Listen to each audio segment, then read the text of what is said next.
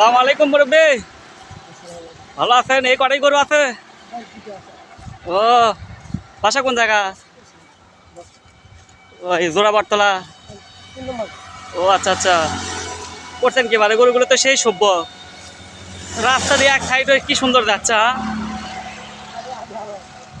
না সেটাই তো আমি করছি, খুব সুন্দর লাগছে। ওই দিন হয়তো থাকলে নামলাম, এই মাঠে চড়ে গেল আর ওদের দুই গরুর জন্য ঘাস কাটে। ও, মাথা কিনেছেন এইগুলো? ওই ওই দুই গরুর জন্য?